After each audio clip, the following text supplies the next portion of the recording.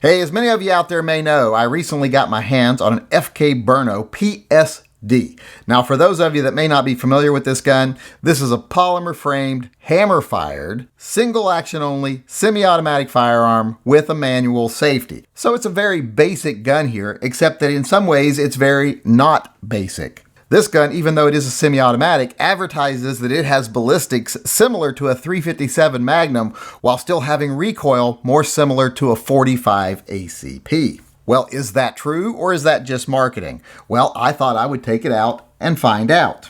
Now, before I take it actually out to the range, I want to cover a couple of the features of the gun that I've already touched on. Like I said, it is hammer fired. It does have a single action only trigger. It does have a manual safety. The gun is just slightly over 9 inches long, and it weighs in at just under 39 ounces. One of the things that gives it kind of a unique look here is it does have a rather large and low dust cover here, and that is because it has a more unusual recoil system in here that allows the barrel to sit lower, give you a lower center of gravity, give you a lower bore axis, and help with recoil. Let's see if that design actually does the job and this gun performs as they say. Before we do that though, let's take it apart and look inside it and see why it does look a little bit different. Okay, the best way I have ever found to demonstrate whether something is easy or a little less easy, whether it's intuitive or not to disassemble, is to do it for the first time on camera without reading any manuals or any instructions on how to do it. We'll just see if it's something that pretty much comes naturally if you know how to field strip a gun. First, let's lock it back. And then I'm sure... I don't see any lines for lining things up on here, so I'm just going to assume I just hold it back and pop this through. Let's see if that is true. It seems like it does want to come through.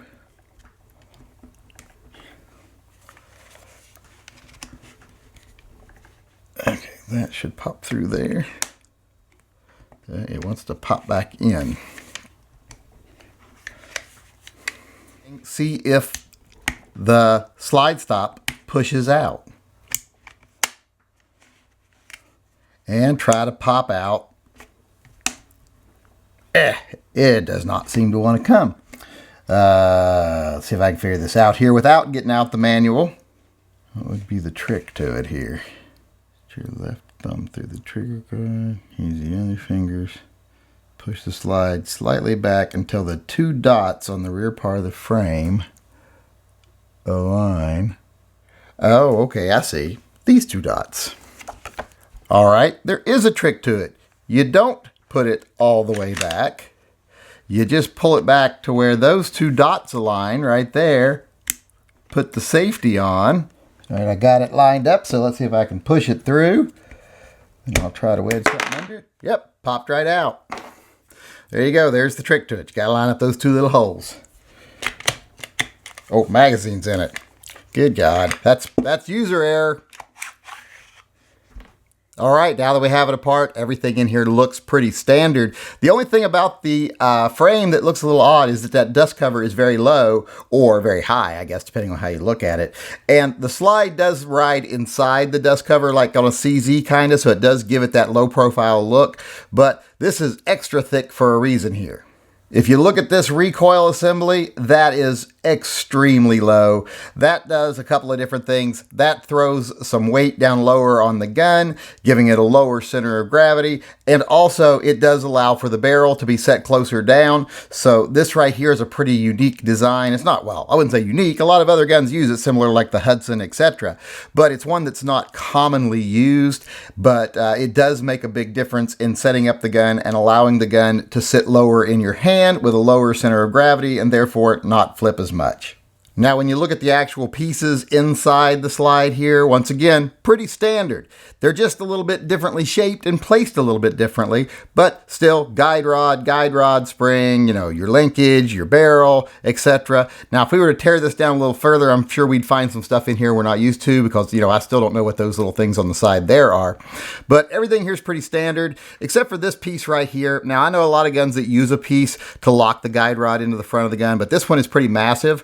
I don't know if that's for strength or just for weight or whatever, but that is a little bit different. Hopefully I'll be able to give you some more information on that later. All right, now that we've taken a quick look inside of it, let's put it back together and see how easily everything goes back. Assuming I have to start it there, and then take those dots to line up, and then push it right back in. That was nice and easy. Now, another unique feature of this gun is it does shoot a proprietary round here. It shoots a hollow point, solid copper, lead-free 7.5 Brno round. As I said, it is a solid copper lead-free round, but it is hollow point, and as you can see there, it does have a fairly deep chamber right there in the front of the round. The rounds now available on the market weigh in at 95 grains. They are hollow points, like I said, so what we'll want to see at the range is how well the hollow point functions. Do they expand? And how much of their mass do they retain after they pass through an object? So that's one of the things we will be looking at when we do the range review. With that said, let's actually start talking about how the gun performed. Now, the first thing I talk about any gun is reliability. Now, I only had 250 rounds of ammo for this gun, and I want to keep one box full so that when I pass this gun along to someone else later as part of an animal charity fundraiser, I'll still have a whole box of ammo to give them. But that still left me 200 rounds, one round of which I put aside to give to G-Webs later because he likes to keep unique rounds. So I put 199 rounds through this, or at least I did and my son did. In all 199 rounds, not a single issue, no failures to feed, no failures to eject, nothing. It is, as you saw a few seconds ago, a bottleneck round. Those tend to have no problem when it comes to feeding. It makes a round far more reliable in my opinion. So this gun, as far as reliability goes, I'm going to have to say, didn't have a single problem with it. Haven't seen anyone else have a single problem with it. So for now, I'm going to give it top marks as far as reliability is concerned. Another thing people are going to know is how accurate was the gun? Well, this gun was extremely accurate. At 15 yards, hitting 4-inch steel plates is simple. You don't even have to really think about it. It's a very naturally pointing gun. It's really easy to hit your target. And when I took it out to the range further down the road where I could shoot a little bit further away, it had no trouble hitting little baby pumpkins at 50 yards. So this gun is far more accurate than I am. So as far as accuracy goes, I'm also going to give it really good ratings. Now, before we get to the actual ballistics, I want to talk about the recoil. As you can see when I'm shooting it, and I have an extremely damaged shoulder right now that I'm needing shoulder surgery on, but I can still handle this gun. I recoil a little bit from pain every time I fire it, but I would do that shooting a 22 almost. So this gun has that light recoil like it advertises. When I was shooting this gun, I would have been hard pressed to say I was shooting anything even as powerful as a 45 ACP. Even my son, who likes to shoot 1911s, said that he thought this gun shot softer than the 1911s he usually shoots. So as far as their claim to having very light recoil, I'm going to have to say they're right. It is kind of a large gun, so you don't expect it to recoil a lot, but it's also a very powerful gun, they say. So you would expect more recoil than what I felt from this gun. So I'm going to have to say, based on what I felt and what my son said, their claims about this gun recoiling like a 45 ACP are definitely true. But does that light recoil mean anything if the bullet isn't actually performing more than a 45? Well, no, of course it doesn't. So let's look at the performance of the actual round here. Let's look at the ballistics and how the bullet itself performed. First, let's look at the numbers as far as ballistics go. This round is advertised at 2,000 feet per second, giving you 844 foot-pounds of energy at the barrel. Well, at a little bit away from the barrel, I was getting an average of 1,997 feet per second, which translated out to 841 foot-pounds. And that's pretty powerful. But is it as powerful as a 357 Magnum like they claim?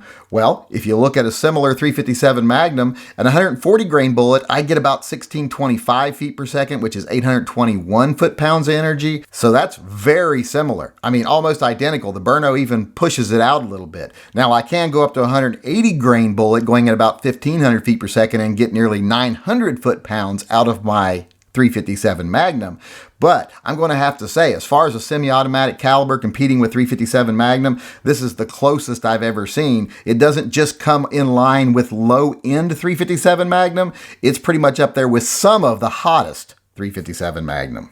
So that claim that it shoots like a 357 Magnum and recoils like a 45 ACP, I'm going to have to say is absolutely true. It's kind of amazing. I'm surprised by it. But like I said, it seems to be the reality. So now that we've talked about that, let's look at how the actual bullet performs.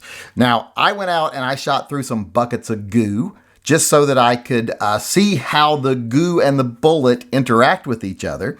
And I'm going to say it was pretty impressive. One thing you'll notice when it hits the jugs of goo, it does tend to dump a lot of its energy very early. That's what I would expect from a lightweight hollow point round. It does catastrophic damage as it enters, and then it continues on through. Now, if you compare this to a 357 Magnum, though, which is a heavier grain, it tends to deliver more of its energy more evenly as it goes through. It doesn't slow down as much and continues straight through. One thing about the 7.5 Brno, since it does expand and dump so much of its energy early, it does seem to alter off its trajectory a little bit after it starts to slow down, but still, that's later in the penetration and would make no difference if you were shooting at a solid target. So it performed very well. If you look at the recovered rounds here, and I was able to recover almost 20 of them, you can see the petals have expanded and broken off, which does not surprise me. That's pretty much identical to the way similarly designed Lehigh ammunition performed. So I'm really happy about that. And it maintained a lot of its mass. If you look at the weight of this bullet when it started out and look at it compared to what it ends up with when it's done, it starts off as 95 grains, ends up as 86 grains, and that 86 grain projectile just acts like a solid tumbling projectile once it's shed its petals. So I'm going to say this is a pretty devastating round when it hits its target, and it still has some weight and some power behind it to be able to continue penetrating as a solid round afterwards. All right, so with all that being said, I'm going to have to say in conclusion, not only do I think this gun is as good as they say it is, I think in some ways it's a little bit better. I think they kind of pigeonholed it a little bit, more so than they need to. This gun has mostly been advertised as a gun you'll take with you when you go hog hunting. And I think that's true. However, I personally would still rather have a 180 grain 357 Magnum if I was out hog hunting. This gun would be very good for such an endeavor. But this gun is not just good for hunting. In fact, if you look at the ammo they send you, it actually says on it for target and defense. Doesn't even mention hunting. And when people refer to this as a hunting capable handgun, I think they're being honest, but I think they're being a little limited there. Because this would actually be a pretty good carry gun. Now, I know a lot of people are going to say, well, it's too powerful to carry. Well, 357 Magnum's not too powerful to carry, and hell, 44 Magnum's way more powerful. So it isn't too powerful to carry, and some people will say, well, it's too big and too heavy. Well, actually, if you look at the size and weight of it, it's a little bit smaller than a GP100.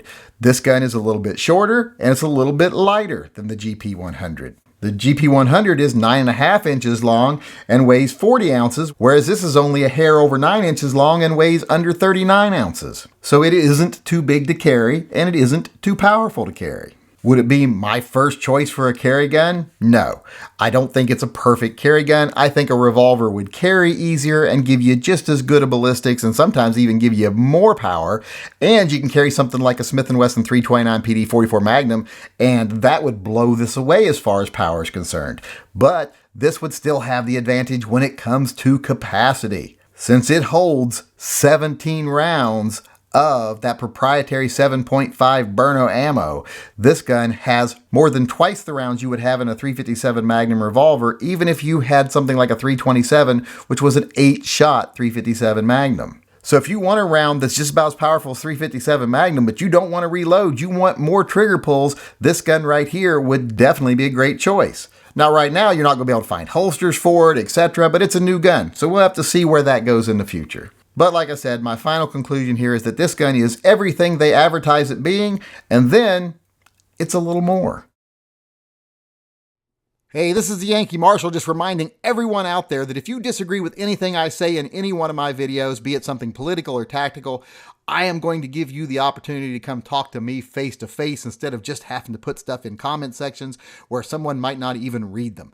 You can come in one of my live chats and tell me off in person. You just have to send an email to shootingleftofcenter@gmail.com, and in the subject line of that video put slap the yank, and then I will get back with you and set up a time where you can come in one of the live chats and tell me off face to face.